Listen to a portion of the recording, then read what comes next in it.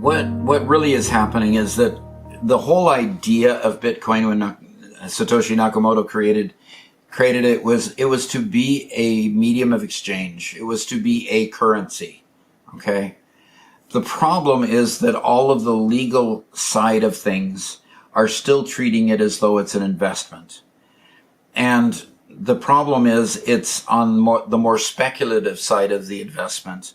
It is still, going up and down based on the whims of the market.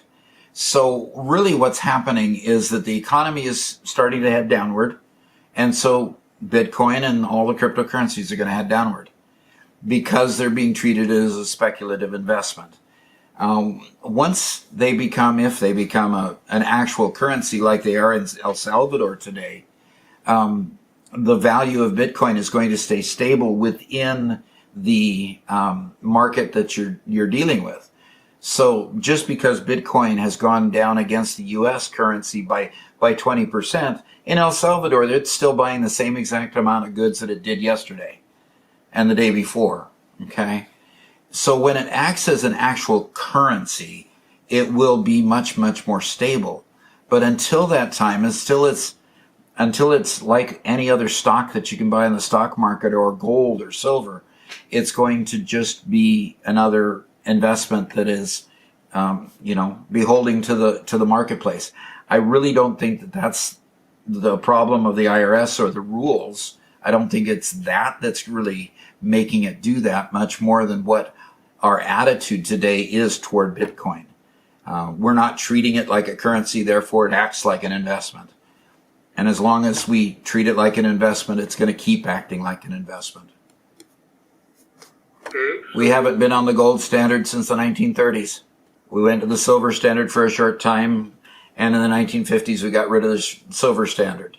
The Bretton Woods Agreement, which was the agreement that the rest of the world would use the dollar as the gold standard, so to speak. President Nixon threw the Bretton Woods Agreement out and said our money is just going to float with the rest of the speculative market, just like it does today. So literally, a dollar bill in your pocket isn't worth any more than a Bitcoin is, or less, unless somebody's willing to give you what you feel it's valued at.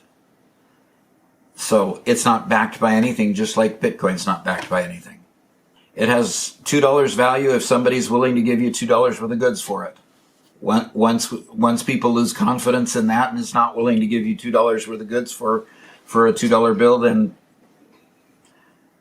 it's gone down in value and it's not worth the paper it's printed on. So, the whole integrity of a financial market is the people's confidence in that financial market or that financial system.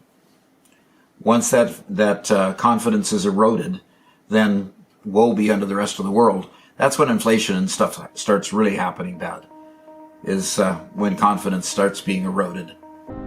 If you enjoyed the content that you saw today and would like to help me grow the channel, hover your mouse over my picture to the left and click on subscribe. There are also other videos showing on the screen that you might enjoy.